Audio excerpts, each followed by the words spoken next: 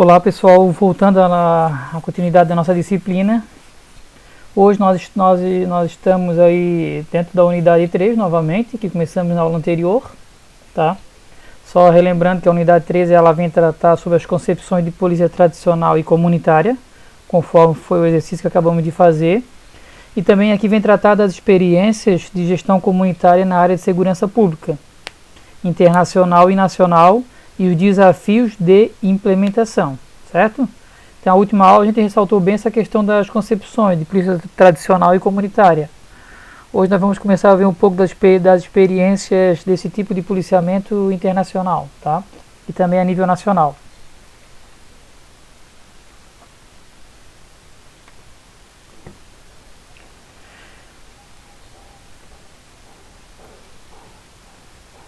Pois bem, né? Então nós temos que lembrar que sempre que for falado no mundo a questão da polícia comunitária, algo que vai nos lembrar sempre a questão, né, do país do Japão, certo?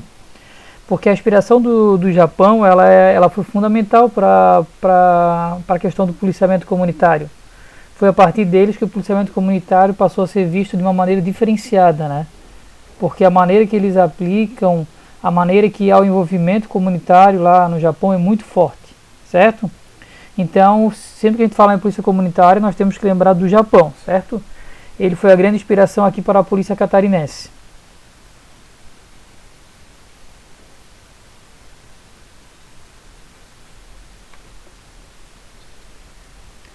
Pois bem, pessoal, eu trago aqui alguns dados gerais sobre o Japão, né, de uma maneira bem simples aí, mas só que é para que os senhores possam entender um pouquinho, né, aí que possam conhecer essa questão.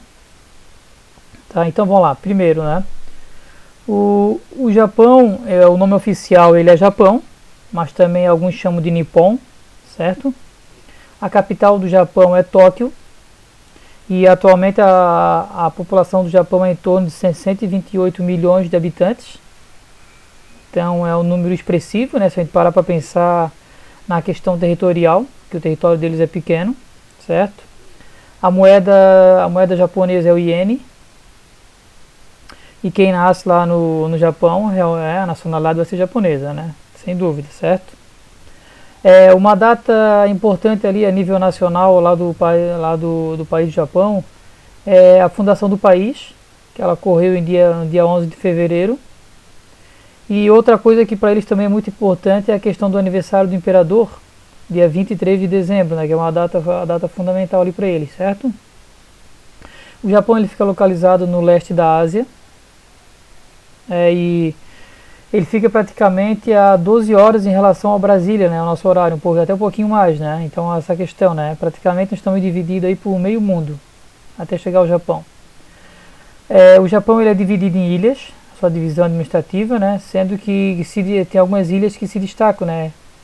Honshu, Hokkaido, Kyushu, Shikoku, né?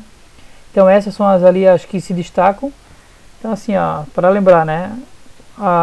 O Japão, na realidade, ele é um país formado por várias ilhas, e não é à toa que já sofreu bastante por terremoto, né? Certo? Algo bem importante ali, o índice de desenvolvimento humano do Japão, ele tem um bom índice, né, que é o 0,88, certo? Tem uma boa avaliação, lembrando, né, que é um dos melhores países para sobreviver no mundo. E tem outro índice ali que é o tal do Gini, né? O índice de Gini. O que é isso, né? Ele é um dado estatístico que ele procura ver a questão da distribuição da renda. Isso aí para a gente parar e comparar, né? Então olha só, esse Gini ali, que o índice de desenvolvimento humano, todo mundo já ouviu falar, agora o Gini não é tão comum. O Gini, na realidade, ele vai mensurar então a distribuição de riqueza, que eu mencionei anteriormente. E esse número que ele conta ali vai do 0 até 1. Quer dizer que a pessoa que quanto mais próximo do 0, quer dizer que o país ele é mais igualitário. Quer dizer que as pessoas têm praticamente o mesmo patamar de vida. E aqueles que estão mais próximo do 1, na realidade eles estão, infelizmente, com essa questão de distribuição de renda muito mais divergente, né? Há uma divisão bem maior entre o pobre e o rico, certo? Então, até se a gente parar para pensar aqui, ó, o Brasil, por exemplo, a posição do Brasil fica próximo de 100, né? O Brasil ele tem um índice alto, tá? O índice do Brasil ele é em torno de 0,6, para vocês terem noção, né? Porque a desigualdade aqui no Brasil é muito grande. Então chega a esse índice, certo?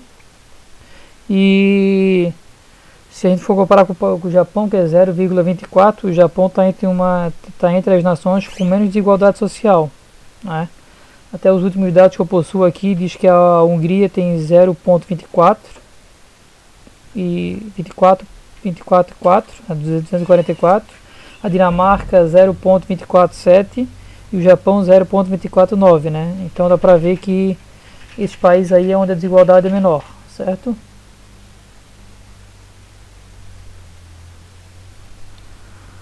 Pois é, então vamos lá, continuando, né, pessoal?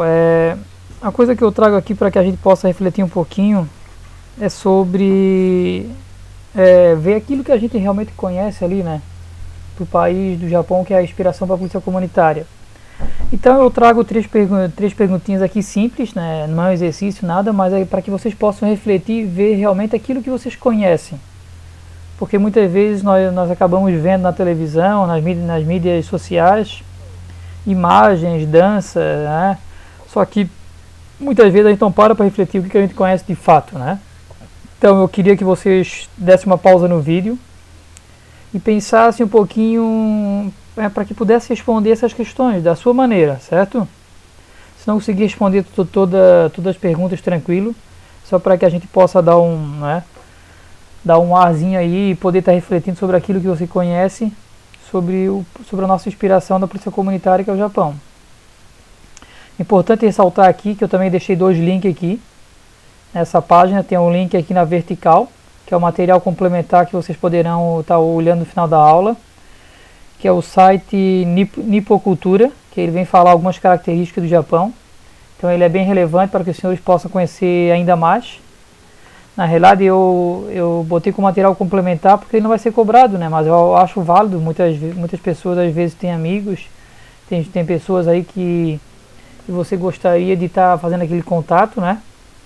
E é interessante conhecer um pouco mais da cultura do próximo, tendo em vista que o Japão ele é referência mundial para muita situação, né? Então não basta a gente simplesmente comer o sushi, né? É importante a gente refletir um pouquinho mais sobre a cultura do nosso próximo, né? Que seria um caso aqui o Japão.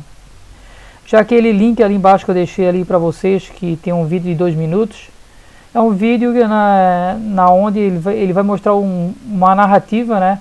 Onde o personagem ali ele vai estar comparando a realidade do Brasil com a japonesa, né? Ele acaba ressaltando que daria para fazer muita coisa aqui no Brasil caso fosse o japonês que administrasse, né? Então eu não vou na realidade entrar em maiores detalhes, eu só quero que você assista e reflita um pouquinho sobre aquilo que ele vai comentar, certo? Então nós vamos dar um break aqui para voltar daqui a pouco, né?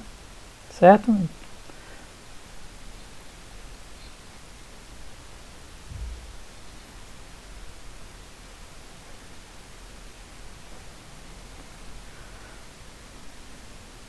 Pessoal, agora que você já deu o break e tentou responder as suas perguntas, eu também trago o meu exemplo, né? Eu coloquei aqui que 5 palavras japonesas para mim fica difícil de lembrar, tá? Realmente que eu possa realmente saber o significado, escrever elas. Eu coloquei umas que muitas vezes são mais comuns nós ouvirmos diariamente, então acabei não colocando as 5, coloquei apenas 3. Eu coloquei arigato, que desde a infância a gente acaba aprendendo isso e utilizando às vezes como brincadeira, que seria obrigado. O bye bye, né, que é você estar dando tchau para alguém, e o sayonara, que seria adeus. Então eu destaquei essas 3, foram algo assim que eu lembro e que acabou vindo à mente de uma maneira mais fácil, certo? A segunda pergunta ali, ela fala sobre para você destacar uma arte marcial japonesa. A primeira arte marcial que veio na minha mente foi a questão do sumo. É algo que para mim falou em arte japonesa, eu logo vi um sumo, não sei porquê. Mas também tem outras artes, né, que também me faz lembrar a questão do jiu-jitsu, né? Certo? Mas na realidade é só uma que está pedindo aqui, né? Pois bem, e ali tem a terceira perguntinha que vai falar o seguinte: defina a cultura japonesa em uma frase. né? São tantas as coisas que a gente pode observar. Mas olhem só, se fosse para definir numa frase, eu ia dizer assim, ó, o país do Japão possui uma população muito bem educada e uma população que é preocupada com o uso racional das coisas, né, do meio ambiente, daquilo que ela possui. Ela é bem preocupada com essa questão. É um público em geral assim que ele se dedica muito à questão do budismo e eles cultivam muito a questão das artes marciais. Então essa seria uma frase que eu iria estipular, né? Então, de maneira resumida, posso dizer que é um país de população educada e preocupada com o uso racional das coisas, além do que se dedica de maneira geral ao budismo e às artes marciais, certo? Então cada um reflita sobre aquilo que você lembra. Um abraço e até o próximo vídeo.